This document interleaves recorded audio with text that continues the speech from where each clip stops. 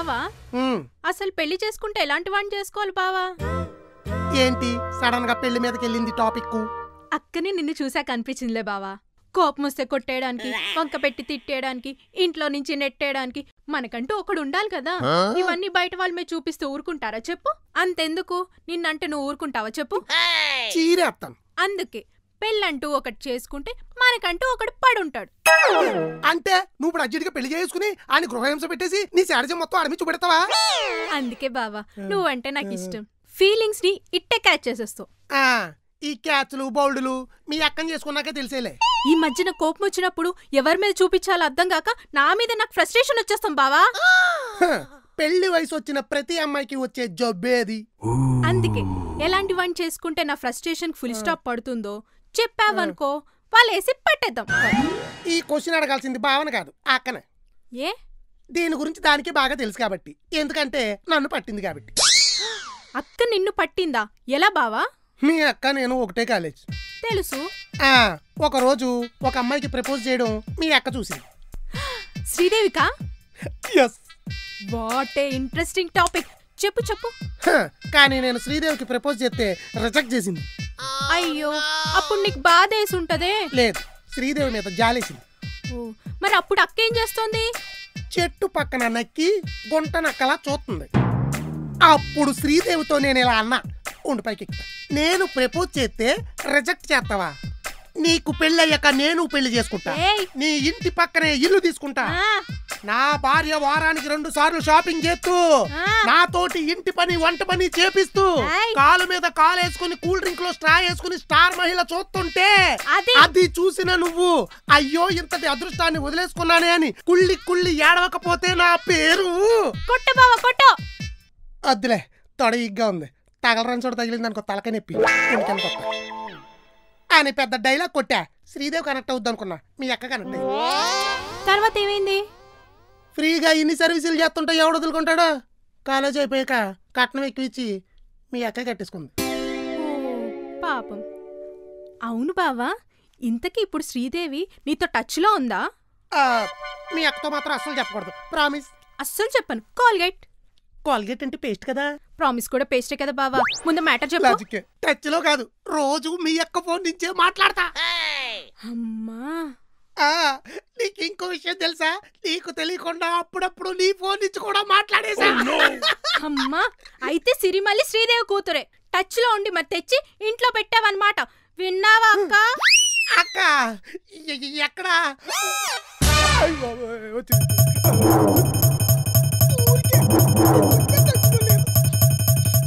అమ్మ కడుపు మడా, నువ్వు కాల్గేట్ అన్నప్పుడే అర్థం చేసుకోవాల్సింది ప్రామిస్ కాదని. నువ్వు అలా చూడకే, నిజంగా టచ్ లో లేను.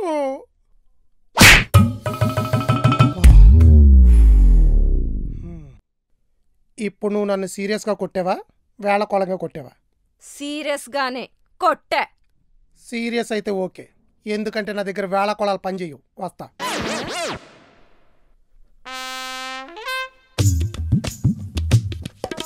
పెట్టాల్సిన ఫిట్టింగ్ అంతా పెట్టేసి ఏమీ తెలియనట్టు పెయింటింగ్ వేసుకుంటాం చూసావారా? అసలు ఇది ఎవరో తెలియాలంటే అస్సలు మీ వల్ల అవ్వదు. ఎంకరేజ్ చేయరా ఎదవా. ఎంకరేజ్ చేసినా అక్కడ నుండి ఏ ఇన్ఫర్మేషన్ రాదు. ఎందుకు? ఎందుకంటే ఆవిడ మీ కుదిరే కాబట్టి. నువ్వు కూడానా? అంజిగాడే కాదు, ఆడియన్స్ కూడా అదే అనుకుంటున్నారు. అయితే కామెడీ కాదు, విలన్ని చూపెడతా. అబ్బా, ఎక్కడ కాదు అక్కడ. ఒకసారి మీ అమ్మకు ఫోన్ చేయి, మాట్లాడాలి. దేని గురించి? అమ్మ నాన్న అన్నకు 60 గొడవలు ఉంటాయి, ఐస్ పుల్లంతలేవు, అన్ని కావాలి. నోరు మూసుకుని ఫోన్ చేయి.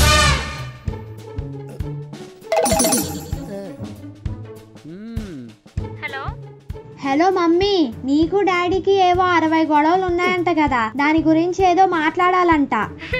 అవునా? ఇవ్వు.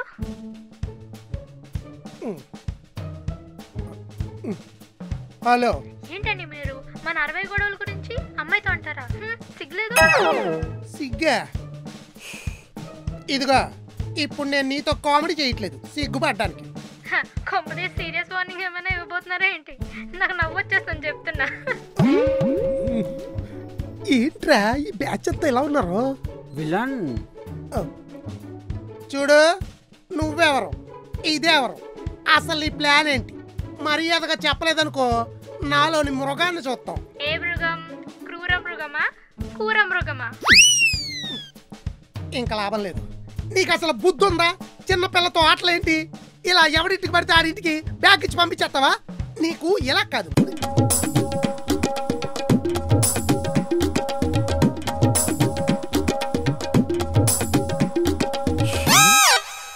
ఇప్పుడు రియాక్షన్ చూడు ఎలా ఉంటుందో. రియాక్షన్ చూడాల్సింది నేను కాదు, మీరు.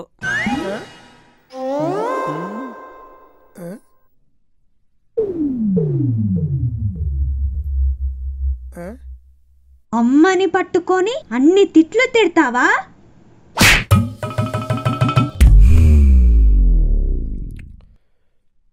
ఇప్పటి వరకు ఈ చంపేలాగింది, ఇప్పుడు బ్యాలెన్స్ అయింది. పెయింటింగ్స్ బాగా వేసి మీ మమ్మీకి మంచి పేరు తీసుకురావాలి. ఓకే, వస్తా.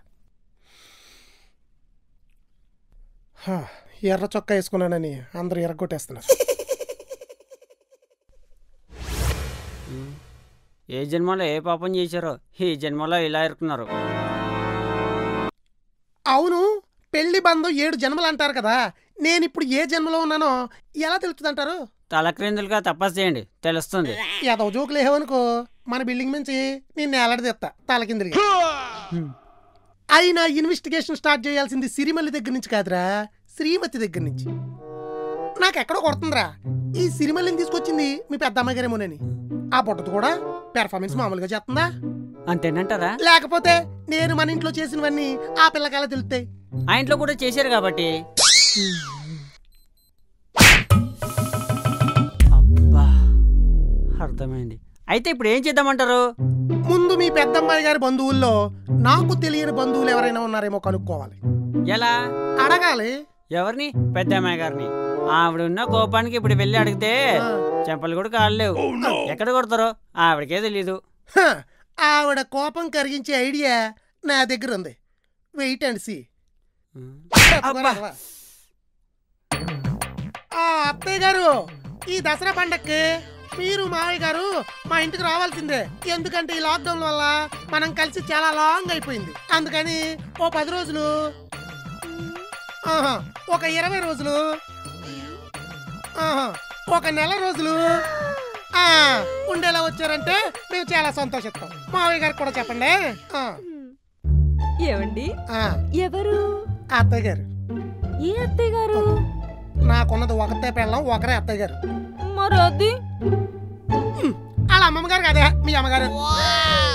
గులాబ్ జామ్ తెస్తారు, వెళ్ళి బెడ్రూమ్ లో వెయిట్ చేయండి. గోపాగలు కొట్టి గులాబ్ జామ్ పెడద్దంట. ఏదన్నా స్వీట్ న్యూస్లు చెప్తే గానీ కొంపలో ఉన్న స్వీట్లు గుర్తురు ఈ పిల్లలకి. రా చెప్తే. అయ్యో, ఫ్యాన్ వేసుకోండి. అలా చెమటలు పడుతుంటే పట్టించుకోరేంటి? అన్నీ నేనే చూసుకోవాలి. తినండి. ఈసారి చాలా బాగా కుదిరింది టేస్ట్. అవునా? ఎప్పుడు చేసేవే? మొన్న. మరి ఇప్పుడు దాకా పెట్టలేదంటే? అంటే మొత్తం మేమే తినేద్దాం అనుకున్నాం. అత్తయ్య అనేసరికి ఎమోషన్ లో పెడదాం అనుకున్నాం. నోర్మి దోవలు దోరతాయి. అవునా? మన పెళ్లికి రాని, నాకు తెలియని మీ బంధువులు ఎవరైనా ఉన్నారంటే? లేరే, ఆల్మోస్ట్ మా వాళ్ళందరూ మీకు తెలుసుగా.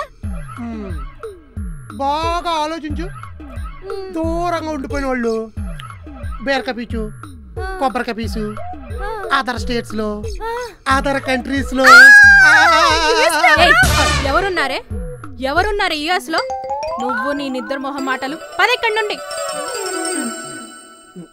యుఎస్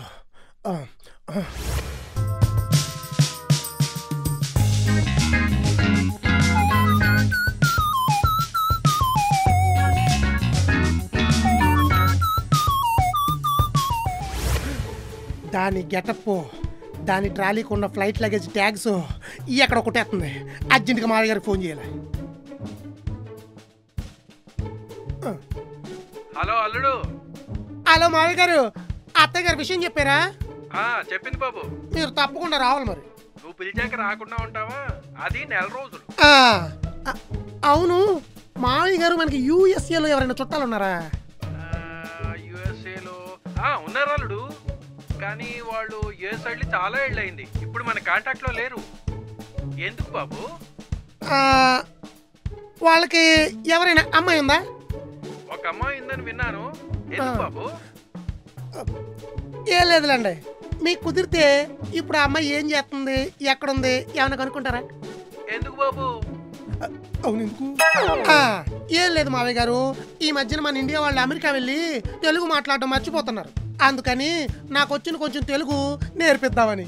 మంచి పని అల్లుడు, చెప్తానులే. సరే మావయ్య గారు పండగ రావడం మర్చిపోవద్దు. అత్తయ్య గారిని అడిగినని చెప్పండి. కన్ఫామ్ ఈ సిరిమల్లిని దింపింది ఆ చెప్ప మోహన్దే.